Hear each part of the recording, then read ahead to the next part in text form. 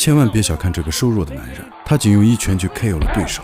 随后他摘下牙套，头也不回地离开了擂台。他没有退场 BGM， 也从不接受采访，甚至网络上都找不到他的任何资料。然而就是这样一位神秘的强者，在数月之前还是个默默无闻的沙包皇帝。此时在擂台上训练的是综合格斗的新兴狂犬，与他一同训练的选手无人能撑过第一个回合。现在他已击败了8位陪练，这也导致无人敢再上台挑战。于是教练只好高价聘请新的陪练。旁观的男人立刻产生了兴趣，并声称自己愿意尝试，但很快遭到教练的拒绝。教练让他先回去练习自己的沙袋。狂犬也忍不住出言嘲笑。本想离开的男人听到后，直接转过头申请出战。接着教练询问助手是否签署了免责协议，在确认助手已经签署后，教练再次走向男人，并警告男人一切后果自负。男人没有说话，而是直接走上了擂台，对着狂犬就是一脚，趁对手愣神之际，迅速出拳猛攻。他的动作行云流水，仅用一个背摔就将对手重重摔在地上，紧接着拳头如雨点般落下。就这样，最有潜力的新兴狂犬还没有坚持一个回合就被无情的 KO， 整个拳馆顿时鸦雀无声。男人缓缓走向教练。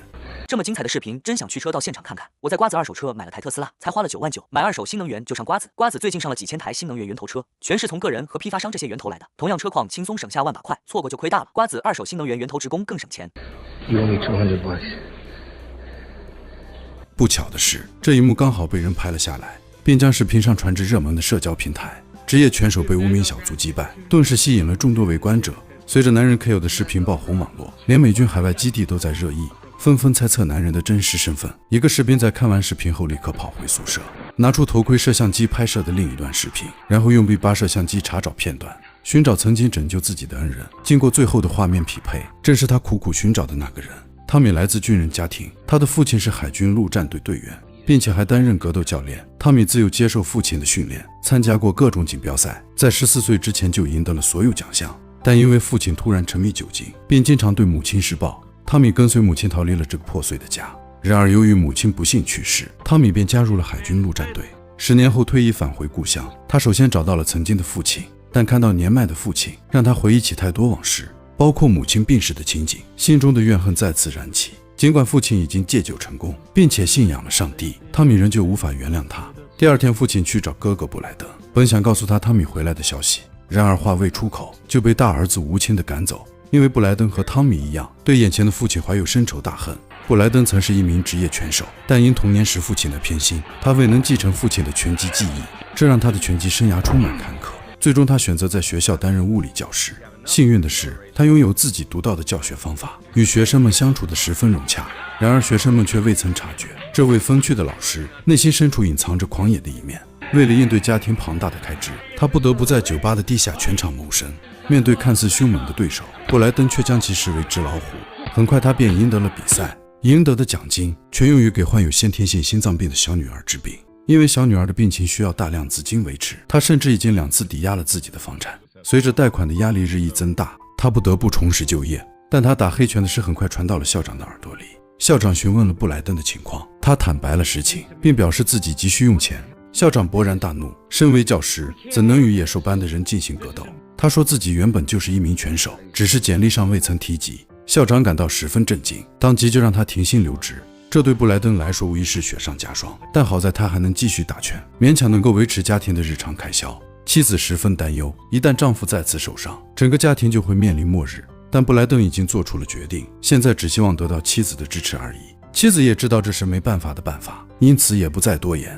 随后布莱登找到了老友弗兰克，希望他能提供训练场地。弗兰克自然不会拒绝好友的回归，但由于自己正在培养一名种子选手，准备参加奖金高达500万的斯巴达锦标赛，所以没有太多时间照顾布莱登，只能让他自行训练。另一边，汤米也渴望参加比赛，因为他曾向殉职的战友承诺要照顾战友的遗孀，而获胜的巨额奖金无疑是最好的生活保障。于是他主动找到年迈的父亲，让他像以前一样训练自己。父亲感到十分欣慰，以为能借这个机会修复父子关系。然而汤米只是想要更专业的训练，并非想要和解。这时父亲提出了几个条件，要求汤米交出所有药物，搬来与自己同住，并且饮食必须遵循养生指导。汤米为了能赢得这场比赛，答应了父亲的所有要求。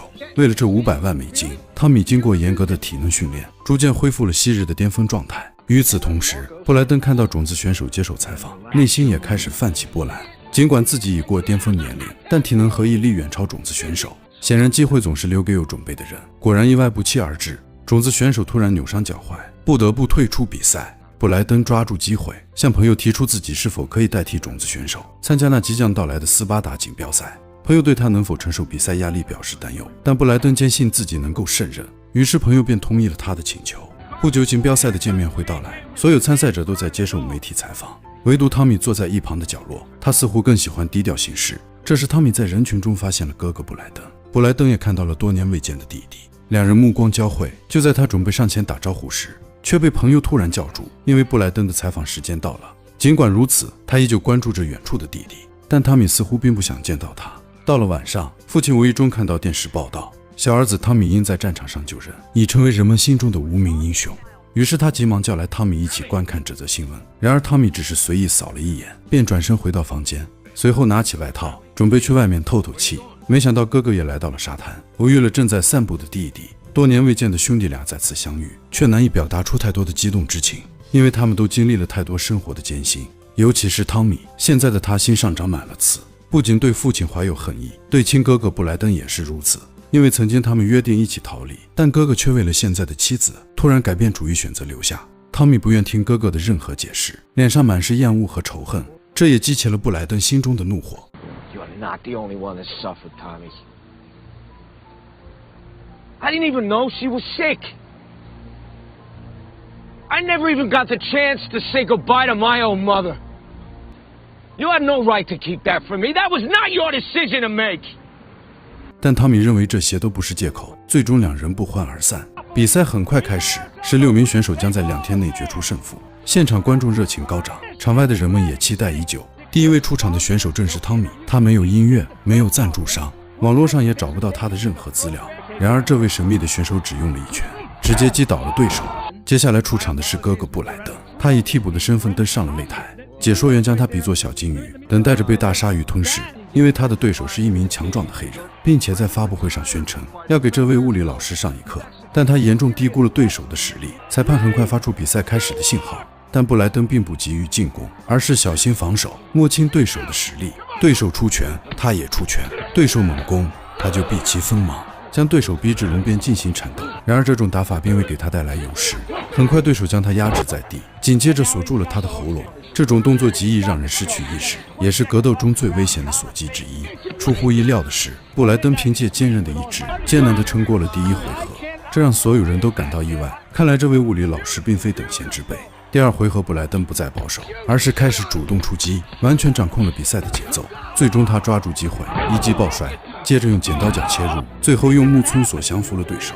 显然一击制胜才是布莱登的绝技。此刻呼声最高的当属俄罗斯选手，这位选手始终维持着不败的传说，无人能在首回合中幸存。与此同时，汤米也迎来了他的第2位对手，他持续发起猛烈的攻势，让对手措手不及。感觉汤米不像是来参加竞技，更像是来自宣泄情绪。很快他又赢得了一场胜利。如此强大的选手，必将掀起一波又一波的热潮。而布莱登在另一边打得异常艰苦，但他凭借坚韧不拔的意志，再次利用锁技险胜对手。如果说赢下一场是偶然，那么连赢2场则是实力的证明。他巧妙地运用了力学原理，在赛场上占据了独特的优势。不久，兄弟俩都成功晋级4强。布莱登率先出战，家中的妻子不禁为他捏了一把汗。布莱登在笼中承受了很多重击，才勉强将比赛拖入了第3回合。连解说员都惊呆了，到底是什么样的意志力支撑他坚持到现在？他将对手摔倒后立刻施展锁技，逼得对手不得不认输。这一招威力惊人，稍有延迟胳膊可能就会断裂。布莱登的胜利让妻子兴奋不已，解说员也开始赞扬起这位物理老师，观众也从先前的不看好转为支持。接下来出场的是汤米，所有人都在高声呼喊他的名字。登上擂台的汤米如猛虎出笼，打得对手毫无还手之力。他趁势夹住对手头部，骑上去就开始疯狂输出。这畅快淋漓的战斗让观众的欢呼声几乎掀翻了屋顶。但汤米依旧像往常一样，推开龙门便径直离去。第1天的比赛结束后，汤米没有心情庆祝胜利，反而忧郁地玩着游戏机。这时父亲走了过来，言语间无不流露出对儿子的欣赏，还称赞他在战场上救人的英勇事迹。没想到汤米直接摊牌，救人只是他当逃兵路上的顺手之举。他之所以改用母亲的姓氏参军，就是不想让人查到他的参军记录。父亲还想继续追问，却被汤米的一席话直接破防。他说父亲对他的爱就是假慈悲，小时候需要他的时候他不在，而现在已经不需要他了。当父亲还想解释时，却遭遇了汤米的爆发。Where were you when it mattered? I needed this guy back when I was a kid. I don't need you now. You know, it's too late now. Everything was already happened. Look at you. Yeah. I was right. I think I liked you better when you were drunk. At least you had some balls there. Not like now, tiptoeing around and stuff. There you go, with your cup out. 父亲十分心痛，却又无言以对。等汤米再次找到父亲时，他已经喝得烂醉如泥，开始怒骂故事中的船长。他终于明白上帝救不了他，也明白了就算现在悔过自新，也已经来不及了。要不是他当初迷失了方向，也不会把一家人害成这样。见父亲真诚悔过，汤米也动了恻隐之心。No!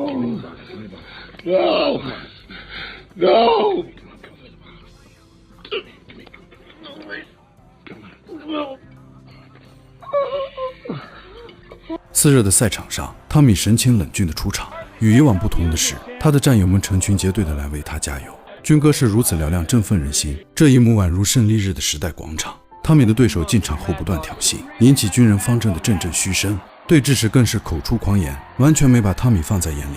殊不知他惹的是怎样一头野兽。汤米再次一拳将对手 KO， 随后便骑在他身上疯狂输出，甚至对手都没来得及喊出投降，就已经被打得不省人事。汤米率先挺进决赛，他将面对科巴与布莱登的胜者。布莱登出场，妻子也在观众席为他加油助威，这让布莱登信心倍增。随着聚光灯聚焦于入口，科巴闪亮出场。I want you to look right at him when he comes in here. Look right at him. All right? Don't take your eyes off him. 人们不担心科巴能否取胜，只担心布莱登能否撑过第一回合。平时只是听说科巴有多可怕，但真正站在擂台上才意识到，这家伙还是太全面了。那强烈的压迫感让人不寒而栗。比赛一开始，布莱登试图通过移动寻找机会，打了2拳后才意识到对方连躲都不躲。反观科巴的攻势异常凶猛，每一拳都让布莱登痛苦不堪。科巴毫无悬念拿下了第一节，第2节依旧没有改观，布莱登就像沙包一样任人摆布。眼看就到第3节，此时布莱登已经快要坚持不住，弗兰克却给了他坚持下去的动力。You don't knock him out, you lose the fight. Do you understand me?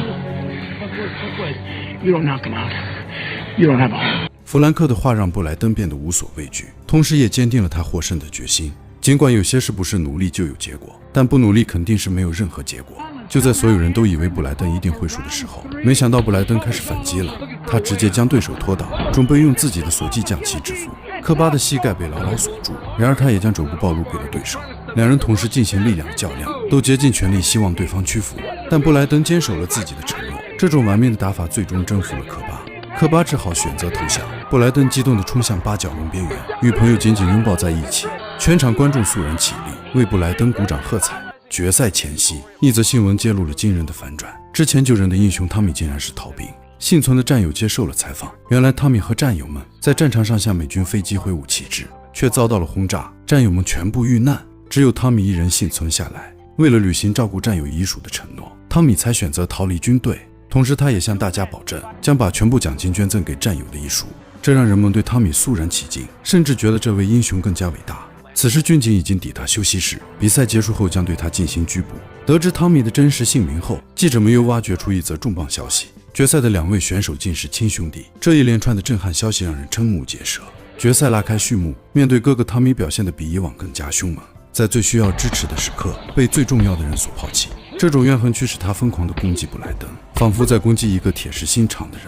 汤米找到了自己的节奏，骑在哥哥身上全力进攻，但布莱登也有自己必须守护的东西，他不能让房子被收回，女儿的病还需治疗，他不能放弃。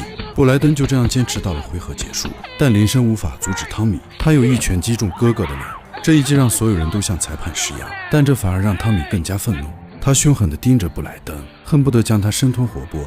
在弗兰克的帮助下，布莱登逐渐冷静下来，他明白了2人站在这里的意义。比赛不仅是为了守护家园，也是为了找回兄弟情谊的战斗。于是他不再保留，开始主动出击，但总是被弟弟化解。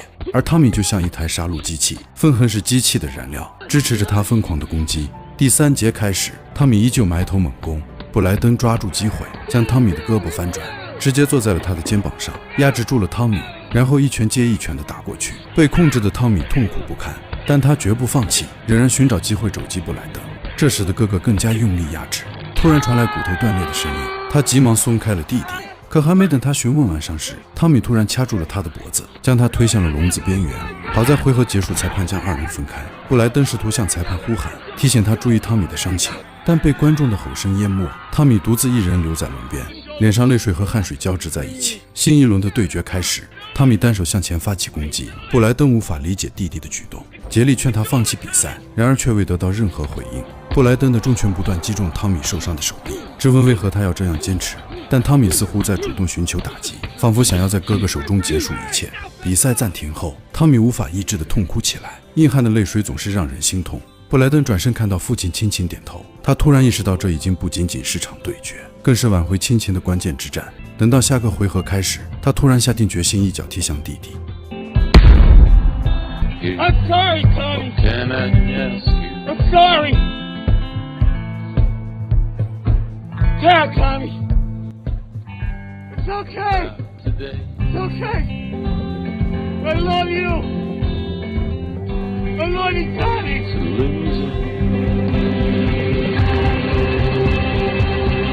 布莱登胜利了，他保住了自己所建立的一切，找回了已经消失的亲情。而汤米也没有输，他打破了与哥哥之间的隔阂，以近乎自残的方式让一家人重新团聚，这才是真正的勇士所为。瓜子二手新能源源头直供更省钱。